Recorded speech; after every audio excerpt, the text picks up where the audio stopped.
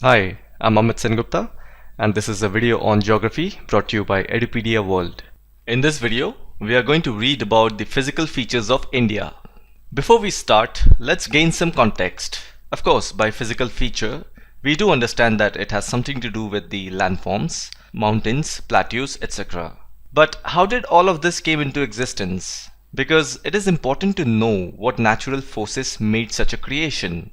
It is a well-established fact that India was a part of the Australian plate, and the entire Australian plate was a part of the African landmass.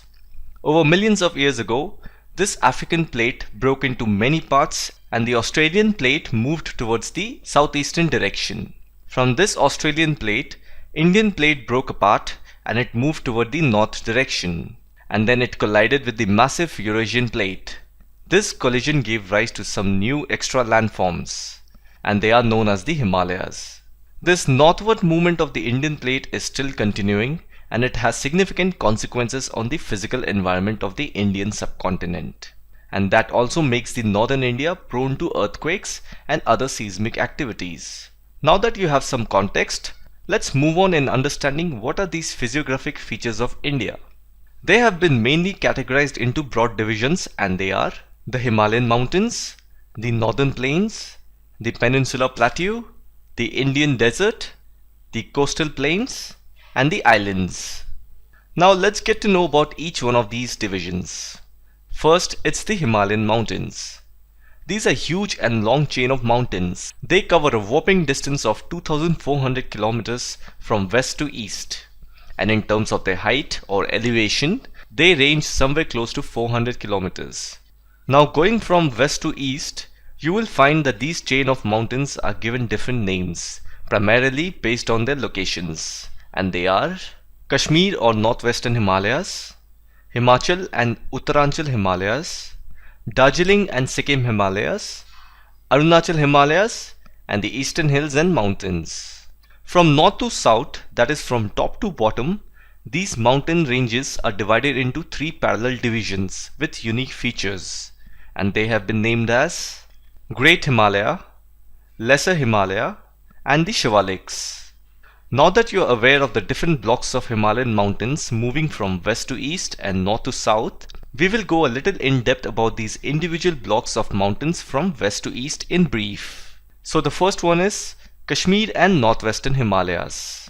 Now this region comprises a series of ranges such as the Karakoram range, Ladakh, Zanskar, and Pir Panjal. And there is one cold desert that lies in the northeastern part of Kashmir Himalayas, and that is known as Ladakh. So you will find this desert in between the Greater Himalayas and the Karakoram ranges. The famous Dal Lake and the important glaciers like Baltoro and Siachen also exist here. Now some of the important passes of this region are Zojila Pass, that is on the Greater Himalayas. And then we have Banihal, it is in the Pir Panjal. After that we have Fotula, that is found in the Zanskar range. And then we have Khardungla, which is on the Ladakh range. Now this region is drained by the tributaries of the river Indus, and the rivers are Jhelum and Chenab. Now there are some famous places of pilgrimage such as the Vaishno Devi, Amarnath Cave, then Charare Sharif. So these places are located here and large number of people visit these places every year. So this was all about the Kashmir or Northwestern Himalayas. Now let's read about the second block of Himalayan mountains called the Himachal and Uttaranchal Himalayas. So this part lies approximately between the river Ravi in the west and the river Kali in the east. This region is drained by two major river systems of India, that is the Indus and the Ganga. Tributaries of the Indus include the rivers Ravi, the Beas, and the Satluj, and the tributaries of Ganga include the Yamuna and the Ghagra. Some of the hill stations that were developed here are Dharamshala, Mussoorie, Shimla, Kasauli, Almora, Lansdowne, and Ranikhet. This valley is mostly inhabited by the Bhotias tribe. These are nomadic groups. They migrate to higher regions during summer, and during winter they again come down to valleys. Some of the places of pilgrimage that are located here are Gangotri, Yamunotri, Kedarnath, Badrinath, and Hemkund Sahib. So this was all about the Himachal and Uttaranchal Himalayas. Now moving on to the third block of Himalayan mountains, known as Darjeeling and Sikkim Himalayas. Now this part of the Himalayas is found in between Nepal Himalayas in the west and Bhutan Himalayas in the east. So this place is relatively small, but it is known for its fast flowing river called Tista. This region also has high mountain peaks like Kanchenjunga and other deep valleys. Here you will find a mixed population of Nepalis, Bengalis and tribals from central India. Because of the physical conditions such as moderate slope, then thick soil cover with high organic content and well distributed rainfall throughout the year, because of all of these factors, the British introduced tea plantation in this region. Now due to its perfect location, Sikkim and Darjeeling Himalayas are also known for their scenic beauty and rich flora and fauna. So remember, flora stands for plant community and fauna stands for animal community. And this was all about the Darjeeling and Sikkim Himalayas. Coming to the Arunachal Himalayas. So these Himalayan mountains extend from the east of the Bhutan Himalayas up to the Difu Pass in the east. Now some of the important mountain peaks of this region are Kangtu and Namcha Barwa. The fast flowing river Brahmaputra flows here. The flowing of the river Brahmaputra has caused deep gorges in this region. Some of the important rivers in this region are Kameng, Dibang, Dihang and Lohit. These rivers are also called perennial, meaning they flow continuously throughout the year, and these rivers are also formed due to the melting of glaciers. Hence always remember that all the rivers that originates from Himalayas, they are usually perennial. Now because of these deep gorges in this valley, the rivers have the capacity of conducting hydroelectric projects. Because to set up a hydroelectric project, you need a fast flowing river and you also need a natural grade fall, so that the water naturally falls from a greater height that can be useful to generate electricity. Now some of the tribes that resides over here are Mompa, Dafla, Abor, Mishmi, Nishi and the Nagas. These tribes also practice jhum cultivation. It is also called as shifting or slash and burn cultivation. So in this process, to grow crops, they first clean the land by cutting down the trees and vegetation and burning them thereafter. Now due to the burning ash, the burnt soil contains potash, which increases the nutrient content of the soil. But after the growth of that one crop, that land becomes infertile and the land becomes barren and it also becomes unproductive. Then what these communities do is they move to another piece of land. Now this kind of cultivation is not encouraged by the government of India. Hence this is not good for the land. Now this region is rich in biodiversity. Now because of its strategic location, the variety of plants and animal life in this place is extremely high. And naturally, if you look at the map, you can see that most of the forest region is found in this place. So due to this lush green cover, biodiversity naturally will be of higher level. So this was all about Arunachal Himalayas. Now moving on to the last one, Eastern Hills and Mountains. So they are the extreme eastern border of India. So here the mountain goes from north to south direction. So because of this general alignment, there are different names given to different mountains at different region. For example, in the northern side, these hills are called Patkai Bum, Naga Hills and Manipur Hills. Similarly in south, they are called as Misho and Lushai Hills. Again, here the tribal communities practice jhum cultivation. In the previous slide, we have read about what is jhum cultivation. So what they do is they first grow crops by clearing the land, by cutting down the trees and vegetation and burning them thereafter. And the burned soil contains potash that increases the nutrient content of the soil. And after they have grown their first crop, the land becomes barren, unproductive. And remember this point, the government of India discourages this kind of practice. So the most important river in Manipur and Mizoram is the river Barak. So in this region, the rivers are mostly the tributaries of either Brahmaputra or the river Meghna. So this was all about Eastern Hills and Mountains. And with this, we are well aware of the Himalayan mountains running from west to east. Now it is time to understand the second physiographic division, that is the Northern Plains. The Northern Plains are formed by the alluvial deposits brought by the rivers, the Indus, the Ganga and the Brahmaputra. This northern plains extend up to 3200 km from west to east.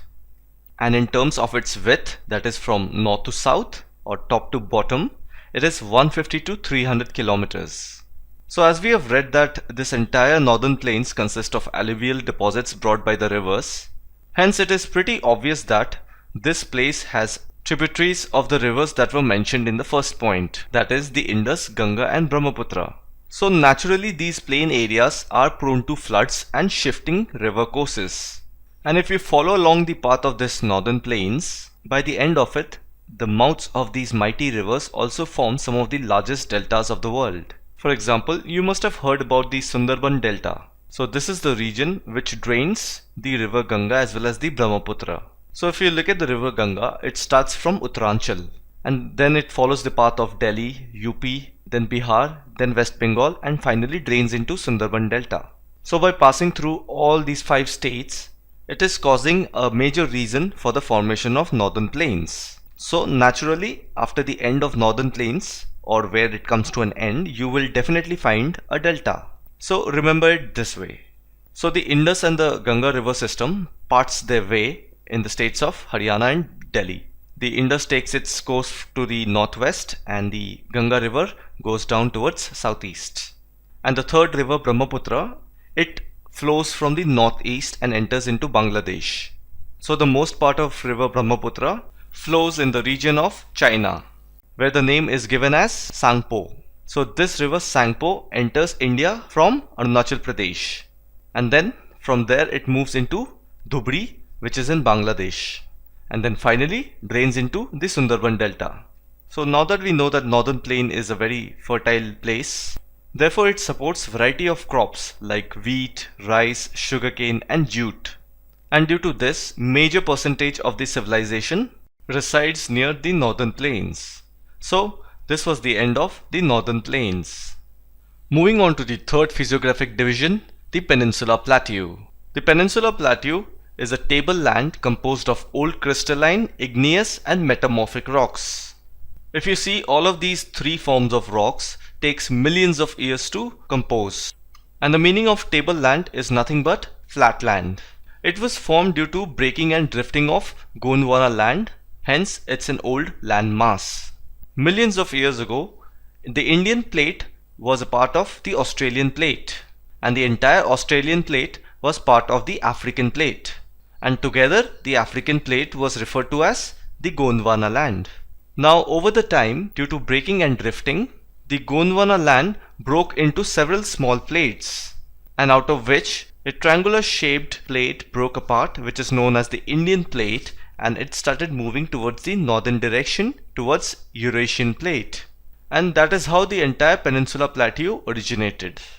Now this Peninsula Plateau is surrounded by Delhi Ridge in the north, and on the east you have Rajmahal Hills, and on the west the Gir Range in Gujarat, and then in the south the Cardamom Hills near Nilgiris, Tamil Nadu. So these 4 regions together form the boundary of Peninsula Plateau. Now the Peninsula Plateau is slightly elevated on the western side. Due to that, the eastern side becomes lower than the western side, and that is also an important reason as to why most of the rivers in India goes towards the eastern side and drains into the Bay of Bengal. Now the Peninsula Plateau can be divided into 3 broad groups. They are the Deccan Plateau, the Central Highlands and the Northeastern Plateau. Let's briefly touch upon each one of them. First, it is the Deccan Plateau. So the Deccan Plateau is surrounded by Western Ghats to the west, Eastern Ghats to the east, and Satpura, Maikal Range and Mahadev Hills to the north. In other words, the entire south part of the Peninsula Plateau is called the Deccan Plateau. It lies completely below the Narmada River. So the Narmada River originates from Amarkantak Plateau in Madhya Pradesh, which is in central India. And then it moves towards Gujarat to the west. And it is also one of the rivers that drains into the Arabian Sea. So this river determines the northern boundary of Deccan Plateau. Now in the south, the highest peaks of Deccan Plateau are Annaimudi followed by Dodabeta. So the peak Annaimudi is located on the Annaimalai Hills of Western Ghats, and Dodabeta is located on the Nilgiri Hills, which is in Tamil Nadu. As we have read this point before, most rivers originate in Western Ghats and drain into Eastern Ghats. India receives rainfall through southwestern monsoon. So the rainfall enters the Indian subcontinent from the Western Ghats. And surprisingly, it is also the region that receives highest rainfall. So naturally, a lot of rivers will originate in Western Ghats. And due to the elevation, the Western Ghats are higher than Eastern Ghats. So naturally again, the rivers will move towards the Eastern Ghats and drain into the Bay of Bengal. So some of the important ranges include the Javadi Hills, the Palakonda Range, the Nallamalla Hills and the Mahendragiri Hills. So these are some important ranges, just keep in mind. So this was the end of the Deccan Plateau. Now let's read about the Central Highlands. So by the word central, it has to be purely below the northern plains and above the Deccan Plateau, which is right in the middle of the Indian subcontinent. So it is surrounded by Aravalli Range in the west and Satpura Range in the south. And towards the eastern side, the Central Highlands extends up to Rajmahal Hills and Chota Nagpur Plateau. So just like in the previous slide, we read that Deccan Plateau is purely below the river Narmada. Here, Central Highlands is completely above the river Narmada. The Central Highlands is wider in the western side and narrower in eastern side. And this point is pretty evident if you look at the map. The western side is wider than the eastern side.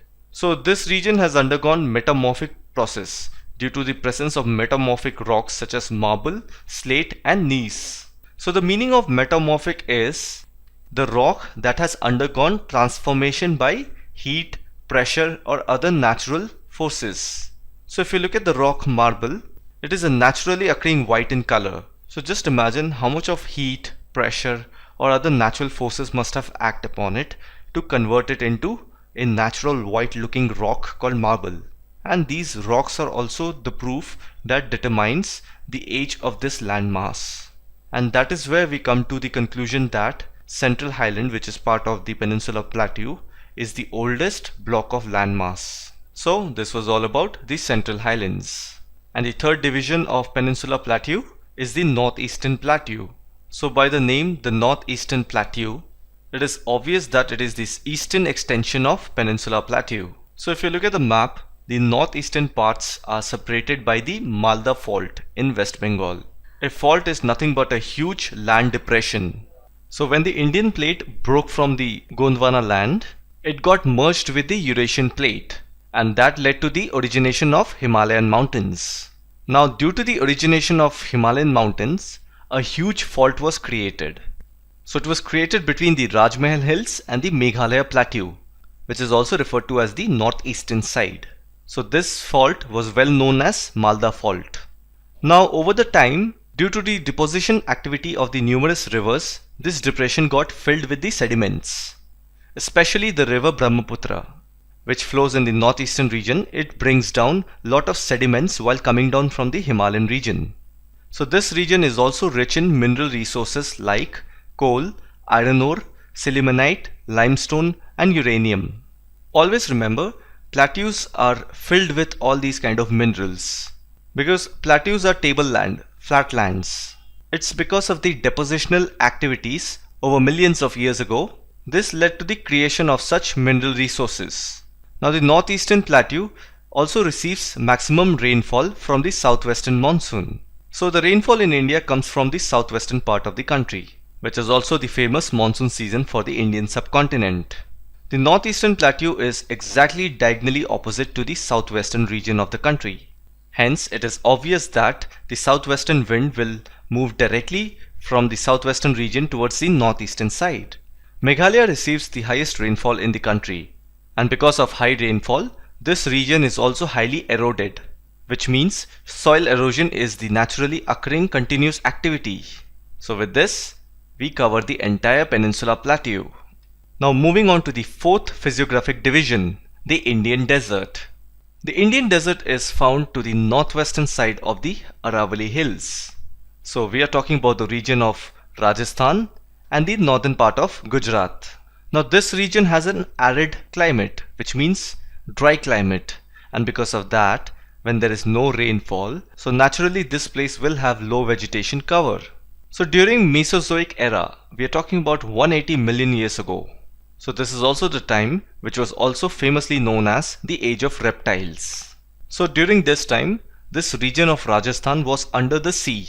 And if you're interested, what is the name of that sea? That sea is referred to as Tethys Sea. Because if you look at the sand of the desert, they are very fine silt. So usually you'll find this fine silt or sand near riverbed where there is a continuous flow of water. But we know that in desert region you will find sand, but the rainfall is extremely low. So the only answer that fits the question as to how did this sand come into existence is this, that during the Mesozoic era this region had to be under the sea, and due to this we have this fine sand. So some of the desert land features that we are aware of is oasis, sand dunes, then mushroom rocks. So mushroom rocks exactly look like mushroom. So on top it's broad, and in the middle it's narrow, and again at bottom it's wider. And this is usually because of the sand dunes. These heavy winds, they blow at a very high speed and takes away most of the soil with itself and causing soil erosion. So the middle portion of these rocks are actually eroded due to the wind activity. Common salt is obtained from lakes by the process of evaporation. So desert soils are usually sandy and loamy, and it has a high content of salt. So as we know that it has dry climate and the rainfall is very low, therefore most of the rivers are dry. So due to intense heat, these water bodies, whatever that is left off, they refine the salt out of the sand and brings them to the surface. And that's how common salt is extracted.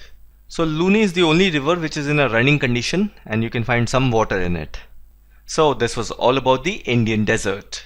Now moving on to the fifth physiographic division, the coastal plains. The coastal plains are broadly divided into two categories. They are the western coastal plain and the eastern coastal plains.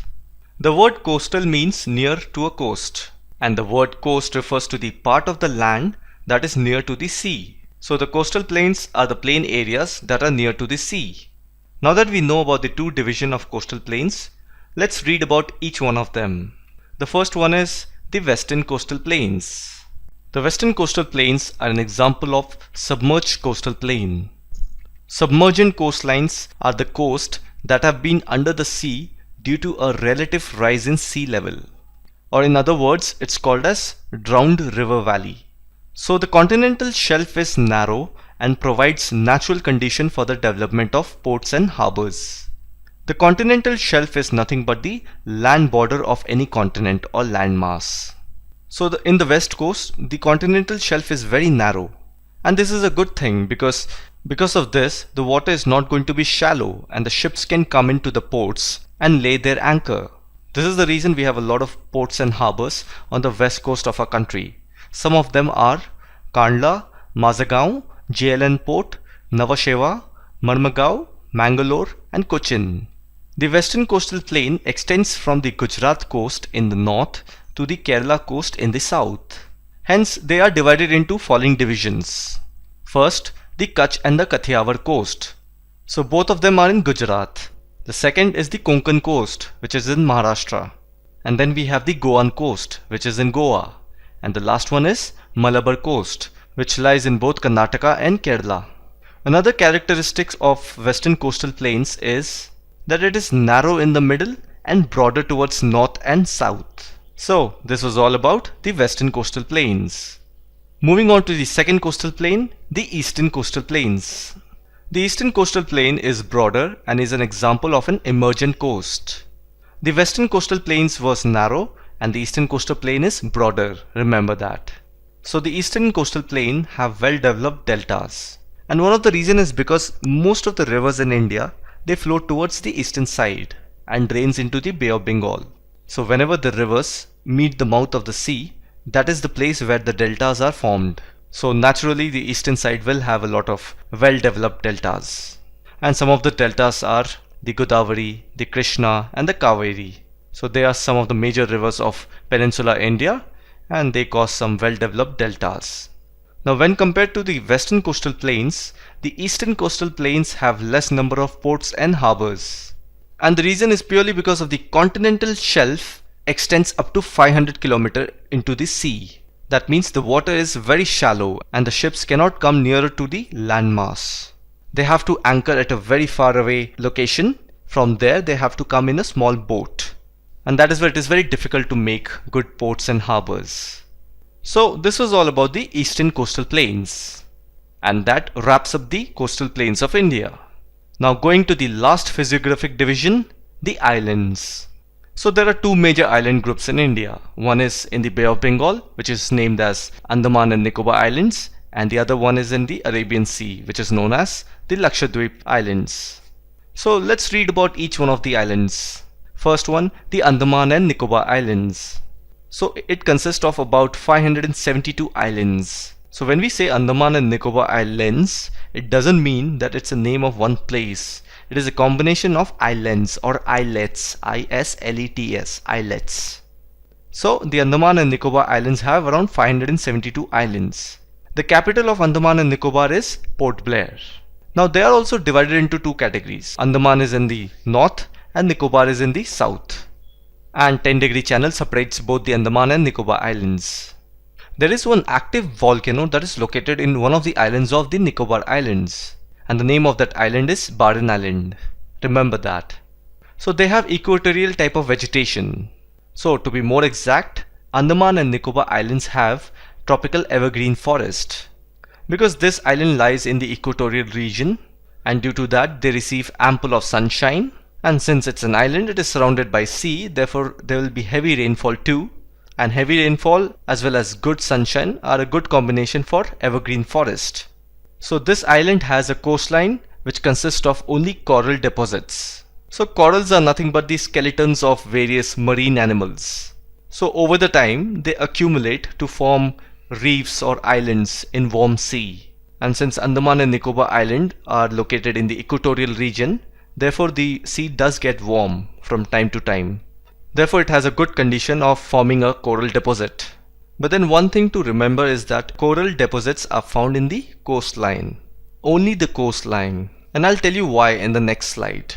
So now let's read about the Lakshadweep Islands. Now it is located 280 to 480 km off the Kerala coast.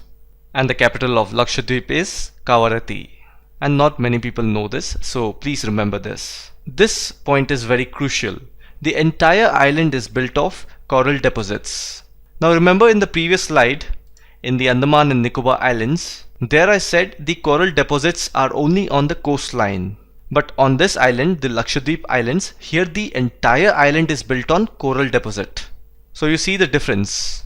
And the reason is because it is believed that the Andaman and Nicobar Islands were formed due to the rising of the mountain from beneath the sea. And this island is completely built of coral deposits. So again, coral deposits are nothing but the skeletons of dead marine animals. So over the time they have become hard and they have stuck together to form this huge piece of land that is known as Lakshadweep. By the way, in reality Lakshadweep is not that big.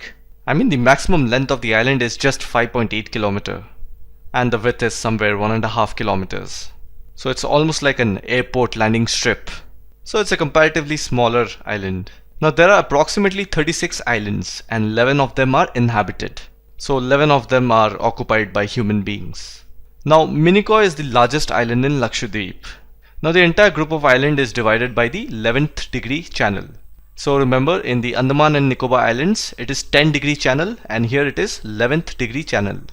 So the northern island is called as Amini Island and at the south it is called as Cananore Island.